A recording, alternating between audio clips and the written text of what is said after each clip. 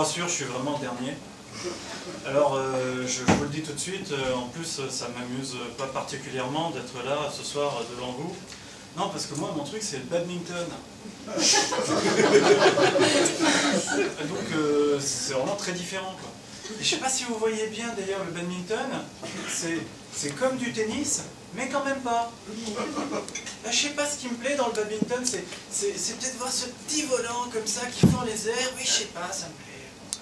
Alors du coup, si je suis là devant vous, ben, c'est vraiment pour vous, hein, uniquement pour vous, parce que les gens, vous n'avez pas arrêté de me dire « Ouais, Bueno, on a besoin que tu montes sur scène, tu peux pas nous laisser comme ça.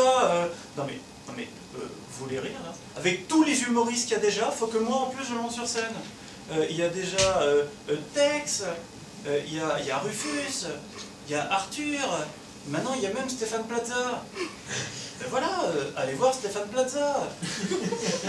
Non, vraiment, vous allez voir, c'est très amusant ce qu'il fait. Non, vraiment, c'est fort divertissant. Et vous vous souvenez de ce que vous me disiez à chaque fois que je vous disais ça, c'était toujours la même chose, c'était « Oui, mais Bueno, nous, on veut pas seulement rire, on veut aussi comprendre, alors tu dois sortir de ta réserve. » Non, mais vous êtes complètement malade, hein. Primo, sympa pour Plaza. Deuxio, pourquoi est-ce qu'il faudrait que moi je sorte de ma réserve? Pourquoi moi je pourrais pas être peinard comme vous, venir ici, poser mon petit cul là, mon cul rond, bombé, mon cul musclé, mon cul de black, le poser aussi sur mon petit banc à attendre que les vannes tombent du ciel, mais regardez-vous, on dirait des oisillons à qui on balance des lombriques. Ah mais non, il était bon celui-là. Hein. Mais vous croyez que c'est marrant d'être à ma place? Marrant de parler à des gens dont je sais pertinemment que la plupart sont rien d'autre que le fruit d'un rapport sexuel. Oui. Oui. Souvent sans même un orgasme féminin. Parfois même non consenti. Des vieux coïts.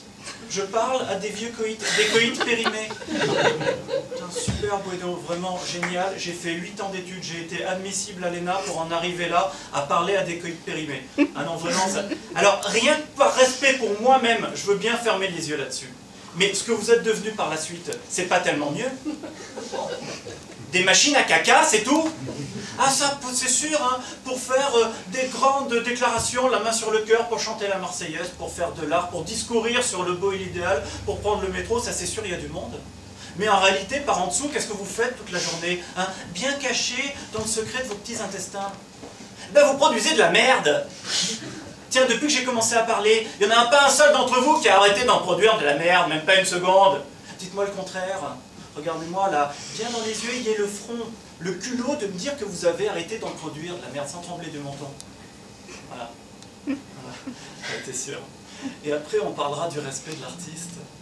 Ah, ben là, c'est moi qui me marre. Parce que l'artiste, vous lui chiez dessus, hein, au sens propre du terme. Ah, ça c'est sûr, hein, pour gommer de la vanne, l'oisillon, il restait au nid. Mais maintenant, pour enduire l'artiste de fiente, là, tout de suite, il s'est volé de ses propres ailes, l'oisillon. Ça me fait penser à une citation de Churchill. Salut bonhomme, tu nous manques, tu sais. La bise à Franklin Delano et Champs-Élysées Clémenceau. Donc, Churchill qui disait, quand on est statufié, on regarde les pigeons d'un autre œil. Et ben moi, depuis que je fais de la scène, c'est les gens que je regarde d'un autre œil. Et j'en viens même à me demander si faire rire, c'est pas tout l'art de savoir secouer des paquets de merde. C'est vous dire. Alors c'est pour ça que moi, les faux semblants, les mensonges, les apparences, pardon, hein, mais la caricature de ça, c'est les nanas. Hein. Que des promesses, les nanas. Hein, des je t'aime, des c'est pour la vie, et ça se barre avec le premier cancer du sein venu, ouais. Que des apparences, la nana, avec votre petit look là, un peu de maquillage, un petit top, un petit jean slim fit, ah, les reines du camouflage, hein. À côté, Charlie, c'est un gamin qui joue à cache-cache, il a 4 ans, mais il est où Charlie? Mais en réalité, ça trompe personne.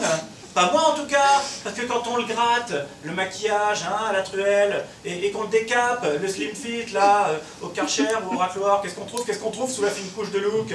Eh ben 30 litres de flotte et 10 kilos de merde au moins, comme tout le monde.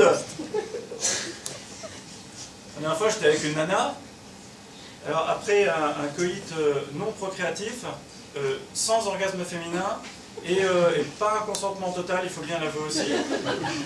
Et là, la nana, elle va dans la salle de bain. Alors je lui dis, mais tu fais quoi? Et là elle me dit, bah, je vais me laver. Et je lui dis, mais attends, je comprends pas, mais t'espères laver quoi là-dedans?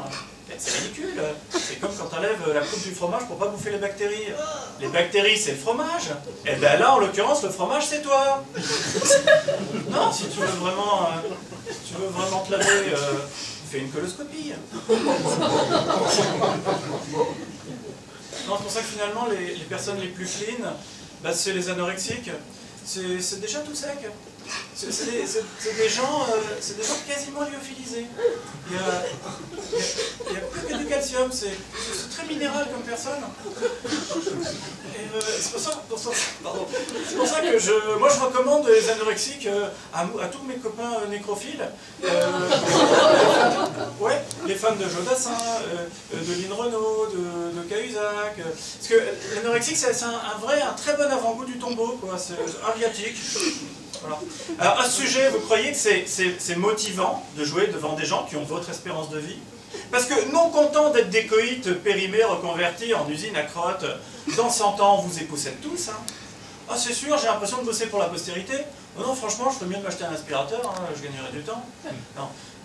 Et pourtant, malgré tout ça, eh ben, je suis là quand même.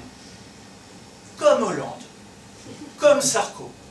Parce qu'au bout d'un moment, la pression populaire devient tellement forte qu'on n'a plus le choix.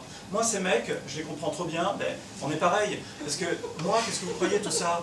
J'en ai rien à foutre, j'en attends rien. Les strass, les paillettes, le grand journal, Doratillier qui me pompe le jonc devant un saladier de coke, au festival de Cannes, j'en ai rien à foutre.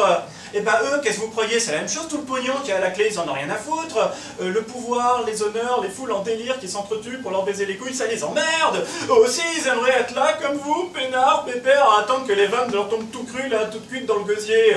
Mais ils peuvent pas parce que les gens sont toujours derrière leur cul à leur dire « Présente-toi, s'il te plaît, présente-toi, pitié, fais-le pour nous. Sans toi, on est dans la merde. Sans toi, on est incontinent. Sans toi, on va se noyer dans notre pisse. Partout où ils vont, les gens sont accrochés à leur basque, comme ça, ils peuvent pas aller faire un footing ou aller acheter une baguette de pain sans que pitié, présente-toi, pitié. » Alors forcément, au bout d'un moment, ils craquent, hein, c'est humain. Oh voilà, moi aussi j'ai craqué, alors, ça y est, je suis sur scène, ouf, hein, on est sauvés. Bon, vous avez eu ce que vous vouliez. Alors maintenant, la moindre des choses, c'est de venir voir mon spectacle, qui justement se joue mardi prochain, à 19 h, ici même. À mardi, merci.